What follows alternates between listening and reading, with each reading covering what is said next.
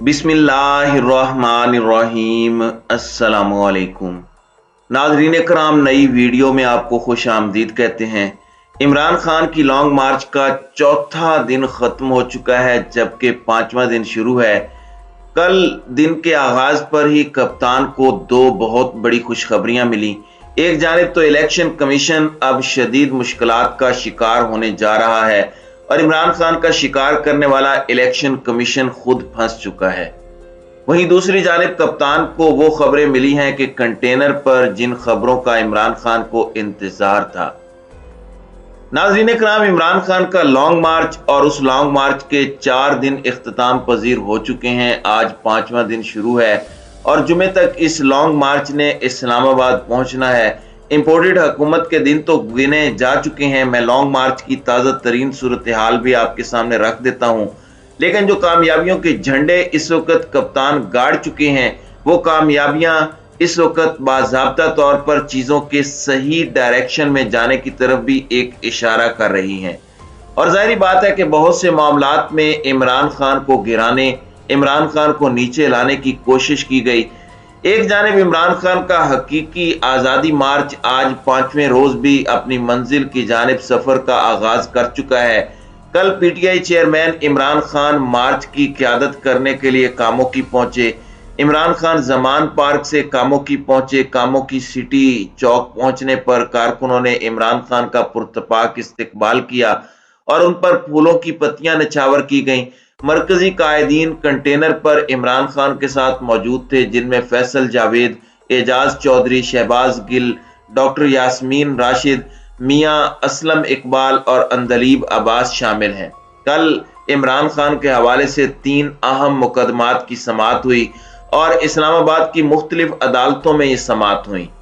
एक जानिब इमरान खान का लॉन्ग मार्च जारी था, तो शहर इक़्तिदार में ये 3 बड़ी डेवलपमेंट्स थीं और इनमें से एक तरफ तोशा खाना नाअहली केस के खिलाफ पीटीआई चेयरमैन की दरखास्त की समाअत हुई और इस्लामाबाद हाई कोर्ट के जस्टिस आमिर फारूक इमरान खान की समाअत पर दरखास्त पर समाअत उन्होंने की। इसके अलावा इमरान खान के खिलाफ ममनुआ फंडिंग केस की समाअत इस्लामाबाद की बैंकिंग कोर्ट और खातून जज ज़ेबा चौधरी को धमकी देने के केस में इमरान खान की जमानत में तोसी का केस इंसदाद दहशतगर्दी की अदालत में था। तो ये 3 केसेस कल लॉन्ग मार्च के चौथे रोज थे। मैं इन सब केसेस की तफसीलात भी आपके सामने रख देता हूं। सबसे दिलचस्प मामला यह है कि इमरान खान को नाअहल किया गया इमरान खान की असम्बली की रुकनीत मियांवाली से, जहां वो एमएनए थे, जहां से वो जीते थे। उसके बाद दीगर 6 सीटें भी वो जीते, या जो भी मामला था वो नशिस्त जैसे ही नाअहली के जरिए खाली हुई तो इलेक्शन कमीशन ने फुर्ती दिखाई और खान साहब को नाअहल करवाने के साथ ही वहां पर इलेक्शन करवाने की कोशिश की गई। अब दिलचस्प मामला यह है कि इमरान खान इस वक्त 4 सूबों से रुकने कौमी असम्बली हैं और कल कौमी असम्बली के हल्का NA-45 कुरम के ज़िमनी इंतखाबात में भी इमरान खान ने जब मैदान मारा तो उसके बाद फवाद चौधरी ने यह स्टेटमेंट दी कि आज इमरान खान अवाम की आवाज बन चुका है, 4 सूबों की पहचान बन चुका है और बंद कमरों के पीछे जो फैसले करते हैं उनके लिए यह धचका है।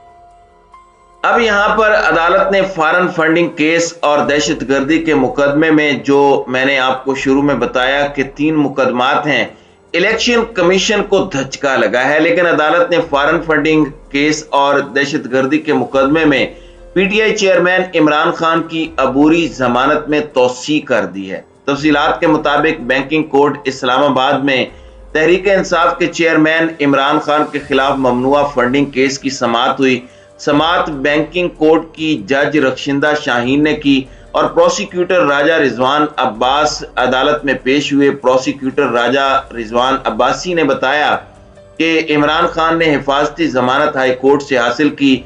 इमरान खान के वकील ने हाजिरी से इस्तिस्ना की दरखास्त दायर की और वकील इंतजार पंजोता ने कहा कि इमरान खान लाहौर में लॉन्ग मार्च की क़यादत कर रहे हैं। केस का पहले हुदूद का इशू था। इस्लामाबाद हाई कोर्ट ने हुदूद का तनाज़ा हल किया और इसमें इमरान खान की इस केस में 10 नवंबर तक हाजिरी से इस्तिस्ना की दरखास्त मंजूर हुई और अबूरी जमानत में 10 नवंबर तक तोसी कर दी गई। دوسری جانب انسداد دہشت گردی کی عدالت نے عمران خان کے خلاف تھانہ ترنول میں درج جو دہشت گردی کا مقدمہ تھا اس کی بھی سماعت کی، اور جج راجہ عباس نے سماعت کی، اور عمران خان کے وکیل بابر اعوان اس عدالت میں پیش ہوئے اور انہوں نے بھی حاضری سے استثناء کی درخواست دائر کی، اور یہاں پر انہیں 9 نومبر تک ضمانت اور حاضری سے استثناء ملا۔ اب یہ سارا کچھ ہو رہا ہے، وہیں دوسری جانب جو بڑی خبر عدالت سے عمران خان کے لیے بطور خوشخبری آئی، اسلام آباد ہائی کورٹ نے توشہ خانہ ریفرنس میں پی ٹی آئی کے چیئرمین عمران خان کی نااہلی کے خلاف اپیل سماعت کے لیے منظور کر لی، اور NA-95 میاں والی پر الیکشن کرانے سے الیکشن کمیشن آف پاکستان کو روک دیا ہے۔ اور اس کے اندر اسلام آباد ہائی کورٹ کے جسٹس عامر فاروق نے توشہ خانہ ریفرنس میں عمران خان کی نااہلی کے خلاف درخواست پر سماعت کی۔ پی ٹی آئی چیئرمین کی جانب سے بیرسٹر علی ظفر اور علی گوہر عدالت میں پیش ہوئے۔ سماعت کے آغاز پر عمران خان کی اپیل میں دستاویزات ریکارڈ کا حصہ بنانے کی متفرق درخواست منظور کی گئی۔ دوران سماعت بیرسٹر علی ظفر نے دلائل دیتے ہوئے کہا کہ الیکشن کمیشن نے درخواست گزار کو ڈی سیٹ کر دیا۔ عدالت نے استفسار کیا کہ درخواست گزار کو کس نشست سے ڈی سیٹ کیا گیا۔ بیرسٹر علی ظفر نے جواب دیا کہ درخواست گزار کو حلقہ NA-95 میاں والی سے ڈی سیٹ کیا گیا۔ عدالت نے استفسار کیا کہ کیا یہ ریفرنس سپیکر قومی اسمبلی سے 63(2) کے تحت آیا۔